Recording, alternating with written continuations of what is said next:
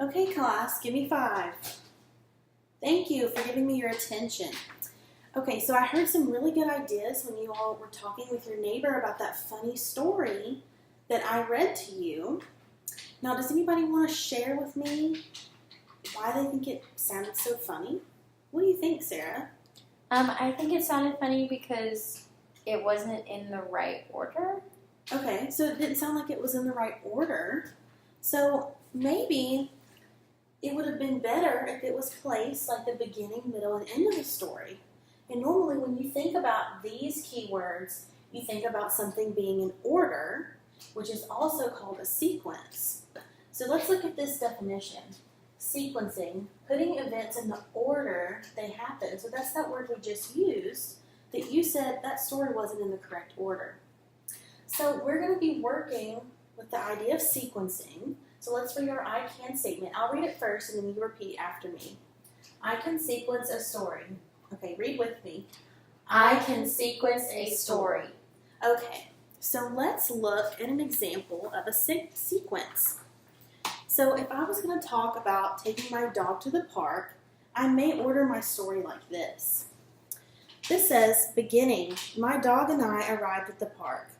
Middle, my dog ran around the park and played ball. End, my dog and I were tired and walked back home. So does this make sense to you? Yeah. Raise your hand. Okay. Raise your hand if you think this would have made sense if we put my dog and I were tired and walked back home in the beginning section. No. It wouldn't have made sense because you're not going to be tired unless you run around the park and play with your dog. And in order to do that, you have to go to the park first. Okay, so now let's look at another example. Okay, listen as I read. Beginning, Anna finished her ice cream. Middle, Anna walked into the ice cream shop. End, Anna bought 2 scoops of ice cream. Raise your hand if you think this makes sense. Wow, I don't see any hands raised. Interesting. Okay, so if we don't think this makes sense, then why do we think that is? Is something wrong with this story format? What do you think?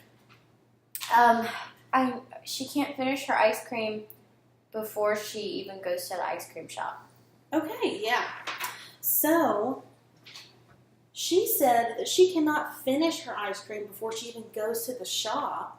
So, what could be our correct beginning sentence for this?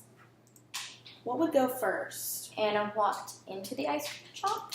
Okay, so Sarah said Anna walked into the ice cream shop, so I'm going to cross out middle and write beginning next to that. Okay, now what do you think our middle sentence would be? I think that the middle sentence is Anna bought 2 scoops of ice cream. Okay, so our beginning, she walked into the ice cream shop, and now our middle is that she bought 2 scoops of ice cream. Okay, now what's left? She finished her ice cream. Yes, so the end would be that she finished it. So now I'm going to read it back and we'll check our answers. Beginning, Anna walked into the ice cream shop. Middle, Anna bought 2 scoops of ice cream. End, Anna finished her ice cream. So that makes much more sense than the first version. Okay, so we're going to practice a little, and you all are going to get in your groups, and you're going to get some sequence strips of sentences. And you're going to practice by sequencing your day at school, or our day at school. So I'm going to give you a few minutes to work with your partner, and then once we stop, we're going to have some fun activities on the smartboard for us to practice. So go ahead and you can start sequencing. Class. Yes, yes. Okay, so now that we've practiced on the smartboard and we feel a little bit more comfortable with sequencing, we were going to listen to this video being read to us online, but the computer's not working very well right now, so I'm going to read to you The Rainbow Fish. And you need to pay attention to the details because we're going to sequence this after we read the story. The Rainbow Fish by Marcus Pfister. A long way out in the deep blue sea, there lived a fish, not just an ordinary fish, but the most beautiful fish in the entire ocean. His scales were every shade of blue and green and purple, with sparkling silver scales among them. The other fish were amazed at his beauty. They called him Rainbow Fish. "Come on, Rainbow Fish," they would call. "Come and play with us." But the Rainbow Fish would just glide past, proud and silent, letting his scales shimmer.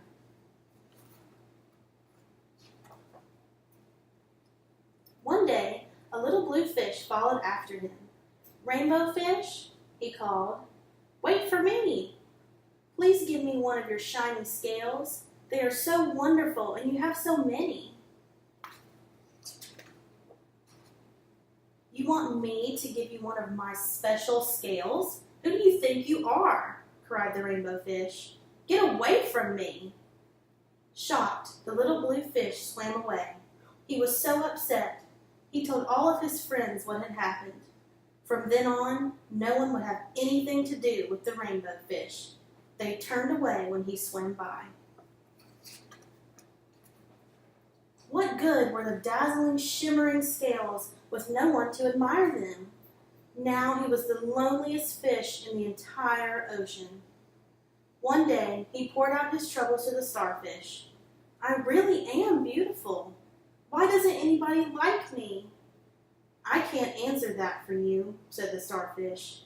"But if you go beyond the coral reef to a deep cave, you will find the wise octopus. Maybe she can help you." The Rainbow Fish found the cave. It was very dark inside, and he couldn't see anything.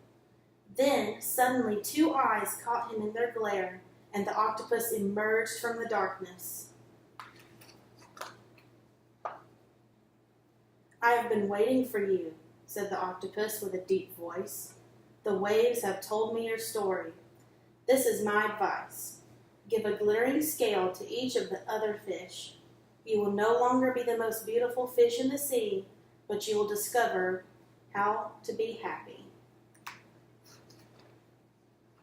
"I can't," the Rainbow Fish started to say, but the octopus had already disappeared into a dark cloud of ink. "Give away my scales? My beautiful shining scales? Never. How could I ever be happy without them?" Suddenly, he felt the light touch of a fin. The little blue fish was back. "Rainbow Fish, please don't be angry. I just want one little scale." The Rainbow Fish wavered.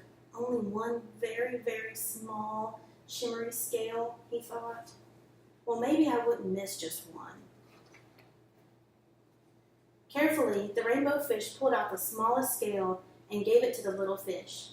Thank you very much," the little blue fish bubbled playfully as he tucked the shiny scale among his blue ones. A rather peculiar feeling came over the Rainbow Fish.